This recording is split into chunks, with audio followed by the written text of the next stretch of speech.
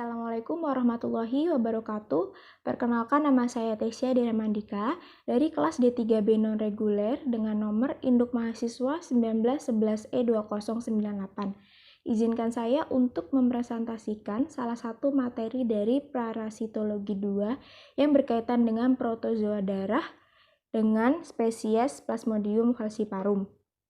Plasmodium falciparum ini termasuk dalam kingdom Chromalveolata, genusnya Plasmodium, kelasnya Aconoidacida.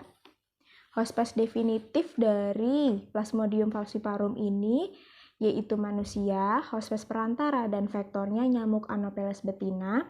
Nama penyakit yang sering ditimbulkan oleh Plasmodium falciparum ini bernama malaria falciparum, malaria tropica, dan malaria tersiana maligna. Kemudian kita masuk ke epidemiologi. Malaria umumnya terjadi di daerah yang memungkinkan penyebaran penyakit dalam vektor. Yang kedua, Plasmodium falciparum ditemukan di daerah tropik, terutama di Afrika dan di Asia Tenggara. Di Indonesia tersendiri, parasit ini tersebar di seluruh kepulauan. Kita masuk ke morfologi Plasmodium falciparum. Morfologinya terbagi atas trofozoid muda, trofozoid lanjut, skizon matang, dan gametosit. Gametosit ini terdiri dari makrogametosit dan mikrogametosit. Kita bahas satu persatu dari morfologi yang saya sebutkan tadi. Yang pertama, stadium trofozoid muda. Biasanya bentuknya cincin, koma, tanda seru, dan lidah api. Ada juga bentuk cincin dengan dua inti, dan yang terakhir bentuk akole atau posisi di tepi eritrosit seperti burung.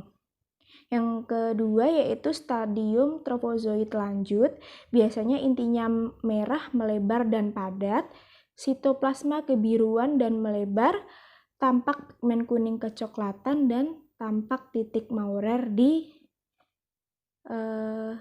sitoplasma tersebut. Selanjutnya masuk ke morfologi skizon matang. Itu biasanya jumlah inti lebih dari 10, antara 10 sampai 32, berwarna merah kecil dan padat, setiap inti dikelilingi oleh sitoplasma. Sitoplasma ini berwarna kebiruan dan tebal menyertai masing-masing inti. Pigmen berwarna tengguli kehitaman dan menggumpal. Parasit tidak memenuhi seluruh eritrosit. Yang terakhir yaitu stadium gametosit. Stadium gametosit ini biasanya bentuknya seperti sosis, pisang, bulan sabit, dan lonjong. Dibagi menjadi dua, makrogametosit dan mikrogametosit. Makrogametosit biasanya disebut dengan betina. Cirinya yaitu langsing, ujungnya runcing, inti merah kompak dan padat, sitoplasma kebiruan, dan pigmen berwarna coklat tua dan batang mengelilingi inti. Yang kedua, mikrogametosit atau biasa disebut dengan jantan. Intinya merah dan menyebar, sitoplasma biru kemerahan, dan pigmen berwarna coklat tua dan batang menyebar. Dari morfologi yang saya sebutkan tadi bisa ditarik kesimpulan, yaitu pertama, trofozoid muda bentuknya akole, infeksi ganda. Yang ketiga, trofozoid muda berkromatin ganda, cincin dua inti dengan titik Maurer. Yang keempat, trofozoid tua dengan titik Maurer dan sel darah merah yang mengkerut. Yang kelima, skizon matang dengan perozoid dan pigmen menggumpal. Yang keenam, makrogametosit dengan sitoplasma kebiruan dan kromatin padat. Dan yang terakhir, nomor 7, mikrogametosit dengan sitoplasma kemerahan dan kromatin tidak padat. Dari morfologi yang saya sebutkan tadi, saya cantumkan juga gambar dari morfologi tersebut. Yang pertama, trofozoid muda. Di gambar terdapat sediaan hapus darah tebal dan sediaan hapus darah tipis. Keduanya memiliki bentuk cincin dan bentuk cincin dengan dua inti. Kemudian trofozoid dengan titik Maurer. Terlihat inti merah, melebar, dan padat, sitoplasma kebiruan dan melebar. Kemudian trofozoid stadium lanjut. Ada sediaan hapus darah tebal dan sediaan hapusan darah tipis. Dari skizon terdapat sediaan hapus darah tipis. Terlihat juga jumlah inti lebih dari 10 antara 10 sampai 32, kemudian berwarna merah, kecil dan padat dikelilingi dengan sitoplasma yang berwarna kebiruan. Dari stadium gametosit terdiri dari makrogametosit dan mikrogametosit. Makrogametosit ini bentuknya langsing, ujung runcing, inti merah padat dan sitoplasma kebiruan. Berbeda dengan mikrogametosit, sitoplasmanya biru kemerahan dan inti merah menyebar. Ini terlihat pada sediaan hapus darah tebal. Kemudian gametosit ini mengalami eksflagellasi atau proses yang biasanya terjadi di usus nyamuk. Namun bisa diamati di spesimen darah manusia saat terjadi keterlambatan dalam proses pengolahan darah. Kita masuk ke patologi dan gejala klinis. Yang pertama terjadi demam malaria. Demam timbul secara periodik bersamaan dengan terjadinya sporulasi dalam darah. Untuk Plasmodium falciparum ini serangan demam setiap 40 jam atau setiap hari ketiga. Serangan demam khas yang terdiri dari beberapa stadium. Yang pertama stadium menggigil, nadi cepat tapi lemah, bibir dan jari membiru, kulit kering dan pucat. Biasanya terjadi 15 menit sampai 1 jam. Yang kedua stadium puncak demam. Berubah menjadi panas sekali, muka menjadi merah, kulit kering dan terasa panas, sakit kepala dan biasanya disertai dengan mual muntah, nadi berdenyut keras, suhu badan menjadi 41 derajat Celcius atau lebih. Biasanya terjadi 2-6 jam. Yang ketiga stadium berkeringat. Penderita berkeringat banyak, suhu turun cepat, penderita merasa enak seolah-olah penderita telah sembuh dari demam tersebut. Biasanya terjadi 2-4 jam. Dilanjut dengan stadium tanpa demam. 2 atau 3 hari kemudian terulang kembali serangan demam dengan tahap yang sama seperti yang saya sebutkan di atas. Yang kedua yaitu splenomegali atau pembesaran limpa. Awalnya lunak, mudah pecah dan nyeri. Saat perabaan limpa harus hati-hati. Stadium kronik limpa berwarna kelabu keras. Anemia tampak jelas pada malaria falciparum dengan penghancuran eritrosit yang cepat dan hebat terutama pada malaria menahun. Kerusakan yang ditimbulkan akibat Plasmodium falciparum ini, eritrosit yang terinfeksi memiliki daya afinitas yang tinggi baik terhadap eritrosit lain maupun terhadap dinding endotelium kapiler alat dalam. Kemudian Plasmodium falciparum menyerang semua jenis eritrosit baik muda maupun tua. Masuk ke kekambuhan penyakit malaria atau relapse. Yang pertama yaitu rekrudensi atau short term relapse biasanya terjadi pada malaria falciparum, dan kedua recurrence atau long term relapse. Namun ini tidak terjadi pada Plasmodium falciparum tetapi terjadi pada Plasmodium vivax. Siklus hidup dari Plasmodium falciparum ini terjadi dengan 2 fase reproduksi. Yang pertama reproduksi aseksual atau skizogoni terjadi pada tubuh manusia. Fase aseksual ini mempunyai 2 siklus yaitu daur eritrosit dalam sel darah merah atau skizogoni eritrositer dan daur dalam sel parenkim hati atau skizogoni jaringan atau eksoeritrositer. Dalam hati dibagi menjadi 2 yaitu eksoeritrosit primer atau praeritrosit dan eksoeritrosit sekunder. 2 reproduksi seksual atau gametogoni terjadi pada tubuh nyamuk sebagai vektor. Siklus hidup dari Plasmodium falciparum ini sudah saya cantumkan juga gambar dari siklus hidupnya.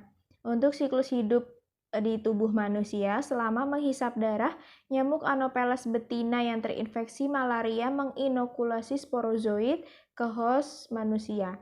Sporozoid menginfeksi sel-sel hati matang menjadi skizon. Skizon pecah dan melepaskan merozoid. Setelah replikasi awal ini di hati atau yang sering disebut dengan skizogoni eksoeritrositik, ditandai dengan huruf A pada gambar, Parasit mengalami perbanyakan aseksual pada eritrosit atau skizogoni eritrositik yang ditandai huruf B pada gambar. Merozoit menginfeksi sel darah merah, kemudian cincin tropozoit yang matang ke dalam skizon yang pecah melepaskan merozoit. Beberapa parasit berdiferensiasi menjadi tahap eritrositik seksual atau gametosit. Kemudian pada stadium darah bertanggung jawab atas manifestasi klinis terhadap penyakit. Kemudian siklus hidup di tubuh nyamuk, gametosit, jantan atau mikrogametosit, dan betina atau makrogametosit tertelan oleh seekor nyamuk Anopheles saat menghisap darah. Kemudian terjadi penggandaan parasit dalam nyamuk dikenal sebagai siklus sporogonik ditandai dengan huruf C. Sementara di perut nyamuk, mikrogametosit menembus makrogametosit yang menghasilkan zigot. Zigot pada gilirannya menjadi motil dan memanjang atau ookinet yang menyerang dinding midgut nyamuk di mana mereka berkembang menjadi ookista. Ookista ini tumbuh kemudian pecah dan dilepaskan sporozoid menuju ke kelenjar ludah nyamuk, kemudian inokulasi sporozoid menjadi tuan rumah manusia baru, kemudian kembali menginfeksi manusia. Diagnosis laboratorium untuk Plasmodium falciparum ini ada 2 diagnosis klinik dan diagnosis laboratorium. Untuk diagnosa klinik, berdasarkan pada gambar demam yang khas adanya splenomegali serta ditemukannya anemia. Yang kedua, diagnosa laboratorium melalui pemeriksaan darah dan ditemukannya Plasmodium falciparum di dalam eritrosit. Sediaan darah sebaiknya dibuat setelah puncak demam. Pemeriksaan darah dilakukan setiap kasus yang diduga malaria pada saat pertama kali berobat.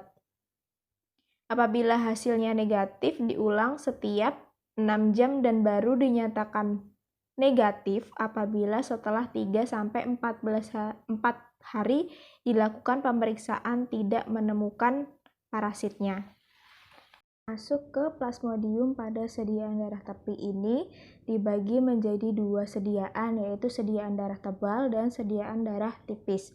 Untuk sediaan darah tebal biasanya pada kasus malaria ringan, yaitu biasanya digunakan untuk membandingkan ukuran parasit dengan inti limfosit kecil, yaitu jika lebih besar merupakan Plasmodium vivax atau Plasmodium oval, dan jika lebih kecil merupakan Plasmodium falciparum atau Plasmodium malariae.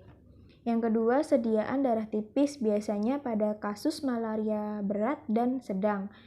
Digunakan untuk membandingkan ukuran eritrosit yang terinfeksi parasit dengan eritrosit normal, yaitu jika lebih besar merupakan Plasmodium vivax atau Plasmodium oval, dan jika sama besar merupakan Plasmodium falciparum atau Plasmodium malariae. Kita lanjut ke sifat perbandingan dan diagnostik pada Plasmodium falciparum dan Plasmodium vivax. Yang pertama dari daur praeritrosit. Daur praeritrosit untuk Plasmodium falciparum biasanya 5 hari dan untuk Plasmodium vivax yaitu 8 hari. Jumlah merozoid hatinya falciparum 40.000 dan vivax 10.000. Untuk dari eritrositnya sama-sama 48 jam. Eritrosit yang dihinggapi untuk falciparum eritrosit muda, tua, dan normosit, sedangkan Plasmodium vivax retikulosit dan normosit. Untuk pembesaran eritrosit di falciparum tidak terjadi, sedangkan di vivax terjadi pembesaran eritrosit. Untuk titik-titik eritrositnya di falciparum bernama Maurer, sedangkan di vivax Suffner. Pigmennya falciparum hitam, jika vivax kuning tengguli. Untuk jumlah merozoid eritrosit falciparum 8-24, sedangkan vivax 12-18. Daur dalam nyamuk pada 27 derajat Celcius untuk falciparum 10 hari dan untuk vivax 8-9 hari. Kita masuk ke perbandingan stadium dari Plasmodium falciparum dan Plasmodium vivax. Di sini juga saya cantumkan gambar dari masing-masing stadium yang ada pada Plasmodium falciparum dan Plasmodium vivax. Yang pertama untuk Plasmodium falciparum, itu gambar pertama tropozoid muda bentuknya akole, yang kedua tropozoid muda dengan infeksi ganda, yang ketiga tropozoid muda berkromatin ganda dengan titik Maurer, yang keempat tropozoid tua dengan titik Maurer dan sel darah merah mengkerut, yang kelima skizon matang dengan merozoid dan pigmen yang menggumpal, nomor 6 makrogametosit dengan sitoplasma kebiruan dan kromatin padat, nomor 7 mikrogametosit dengan sitoplasma kemerahan dan kromatin tidak teratur. Untuk gambar Plasmodium vivax, yang pertama tropozoid muda bentuk cincin dengan titik Suffner, beda dari Plasmodium falciparum. Jika falciparum itu titiknya Maurer. Yang kedua tropozoid tua dengan titik Suffner dan sel darah merah membesar. Ini juga beda dengan falciparum. Kalau falciparum itu sel darah merahnya mengkerut, sedangkan vivax ini membesar. Yang ketiga, trofozoid tua dengan sitoplasma amoeboid. Yang keempat, trofozoid tua dengan sitoplasma amoeboid juga. Yang kelima, skizon matang dengan merozoid dan pigmen menggumpal. Yang keenam, mikrogametosit dengan inti tidak teratur. Dan yang terakhir, nomor 7, makrogametosit dengan inti padat. Kemudian kita masuk ke pencegahan Plasmodium falciparum.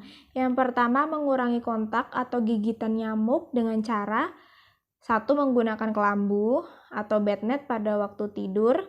Yang kedua, mengolesi badan dengan obat anti gigitan nyamuk. Yang ketiga, menggunakan pembasmi nyamuk, baik bakar, semprot, maupun lainnya. Yang keempat, memasang kawat kasa pada jendela dan ventilasi. Yang kelima, menghindari pakaian yang menggantung karena akan menjadi sarang nyamuk yang akan menyebabkan penyakit malaria. Yang kedua, membunuh nyamuk dewasa dan jentik nyamuk dengan menggunakan insektisida buatan maupun insektisida alami dalam dosis yang dianjurkan. Yang nomor 3, mengobati penderita malaria sampai tuntas untuk mengurangi sumber infeksi. Di sini saya juga mencantumkan referensi dari materi PPT yang saya buat, bisa dibaca. Dan cukup sekian presentasi dari saya. Apabila ada kesalahan dalam pengucapan dan kekurangan materi yang saya sampaikan, mohon maaf. Terima kasih atas perhatiannya. Wassalamualaikum warahmatullahi wabarakatuh.